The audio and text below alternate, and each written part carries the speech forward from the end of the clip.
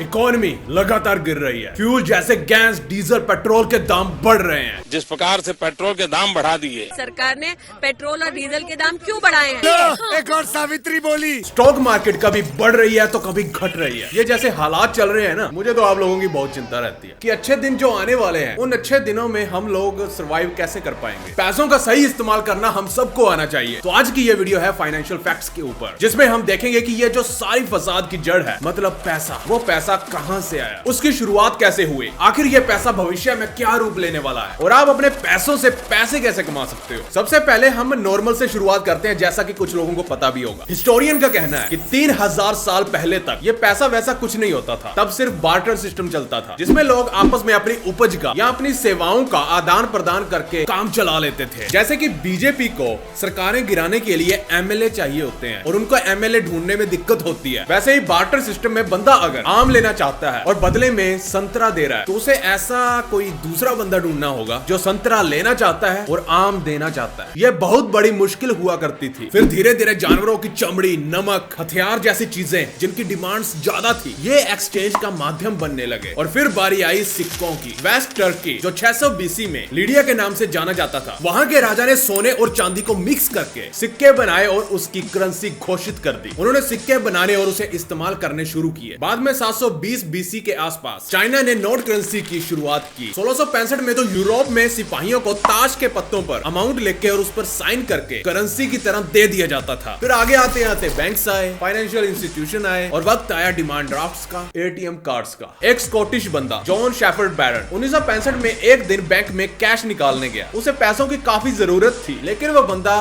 सिर्फ 1 minute late हो गया और बैंक वालों ने उसकी बिल्कुल भी नहीं सुनी। जिसके बाद उस बंदे को गुस्सा आया और साथ में ही आइडिया भी आया। उसने सोचा कि अब मैं एक ऐसी मशीन बनाऊंगा जहां से 24 घंटे 7 दिन पैसे निकाले जा सके। और इस बंदे ने बना डाला एटीएम, ऑटोमेटिक टेलर मशीन। हर सक्सेसफुल इंसान के पीछे एक औरत का हाथ होता होगा शायद, मुझे नहीं पता। जैसा कि मैंने एक बार एक वीडियो में भी बताया था कि एटीएम का 4 अंकों का पिन होना जरूर एक औरत की बदौलत है। जॉन की बीवी को 6 डिजिट पिन याद नहीं रहते थे, 6 अंक, इसलिए उसने 4 अंकों का पिन स्टार्ट किया, जो कि हम आज भी यूज करते हैं। दोस्तों, यूएई वालों का तो आपको पता ही है, तेल के कुएं हैं, अन्ना शन्ना पैसा है, हल बीबी। ये लोग एकदम और आगे निकल जाते हैं। उन्होंने अपने एक होटल में गोल्ड की मशीन लगा दी। नहीं, मशीन सोने की नहीं है, मशीन कैश की जगह सोना निकालती है। जी हाँ, 24 कैरेट गोल्ड की आइटम, और वो भी 320 तरह की। हल बीबी, इस मशीन को 24 घंटे सिक्योरिटी की नजर में रखा जाता है। और इंडिया के लिए गर्व की बात यह है कि दुनिया का सबसे ऊंचाई में चलने वाला एटीएम नथुला में है। नथुला में है, 14,300 फीट अबव सी लेवल।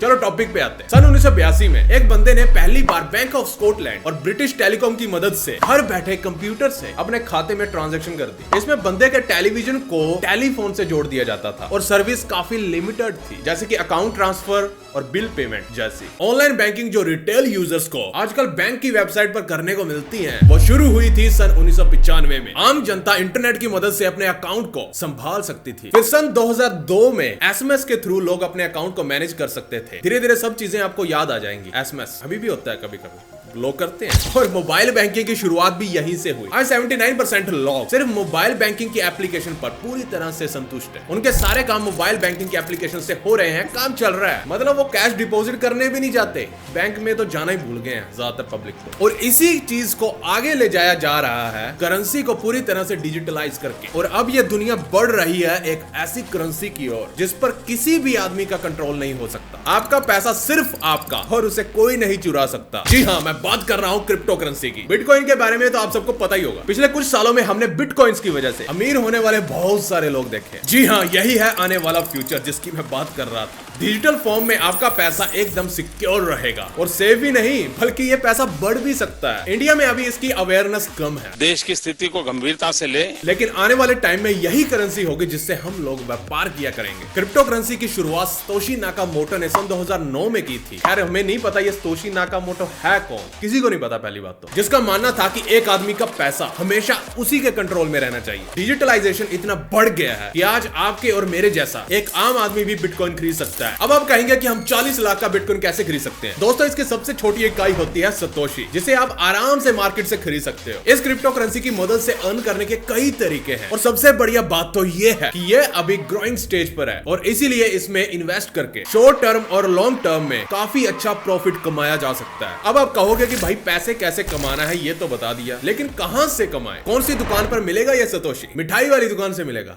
मजाक कर रहा हूं। तो दोस्तों, अब मैं आपको बताता हूं सबसे इजी और कन्वीनियंट एप्लीकेशन। दोस्तों, ये है WazirX, जो कि बहुत ही आसान और इंडिया का सबसे बड़ा क्रिप्टो करेंसी ट्रेडिंग प्लेटफॉर्म है। यहाँ पर आप क्रिप्टो करेंसी खरीद या बेच सकते हो। तो आप कैसे यहाँ से कमा सकते हो? उसके दो तरीके हैं। या तो आप शॉर्ट टर्म में इन्वेस्ट कर सकते हैं या लॉन्ग टर्म में। शॉर्ट टर्म में तो वही है, आज आप इंडियन रुपये में कोई कॉइन का हिस्सा खरीद लीजिए, उसकी कीमत बढ़ने पर उसे बेच दीजिए और फिर दूसरी करेंसी में इन्वेस्ट कर दीजिए। बहुत ही सिंपल इंटरफेस है इसका। आप अपने भारतीय बैंक अकाउंट से बहुत ही आसानी से इसमें ट्रांजेक्शन कर सकते हो। और सबसे खास बात, यहाँ पर कम वैल्यू से लेकर बड़ी वैल्यू तक की ट्रांजेक्शन हर क्रिप्टो ट्रेड के लिए अवेलेबल है। दोस्तों, हर मार्केट की तरह यहाँ पर भी इन्वेस्टमेंट रिस्क होता है, क्योंकि यहाँ पर भी क्रिप्टो की वैल्यू कम ज्यादा होती रहती है। लेकिन अगर लॉन्ग टर्म की बात करें तो ज्यादातर सभी कॉइन्स में एक भारी बढ़ोतरी देखने को मिली है। जैसे कि एक बिटकॉइन की कीमत सन 2010 में लगभग 5-6 रुपए थी, जो कि 2018 में करीबन 5.5 लाख पहुंच गई और आज के वक्त जैसे कि आप स्क्रीन पर देख रहे हो अप्रोक्सीमेटली 40 से 45 लाख है। तो इस तरह से लॉन्ग टर्म इन्वेस्टमेंट में काफी अच्छा मुनाफा कमाया जा सकता है। दोस्तों, अगर आप भी क्रिप्टो करेंसी में इन्वेस्ट करना चाहते हो तो आप बेझिझक WazirX का इस्तेमाल कर सकते हो। बहुत ही सिंपल एंड हेल्पफुल प्लेटफॉर्म है। अब बात करते हैं कि क्या यह भारत में लीगल है? तो इसका जवाब है यस। क्रिप्टो करेंसी भारतीय रिजर्व बैंक द्वारा मान्य नहीं है, पर उसकी ट्रेडिंग पर किसी भी तरह का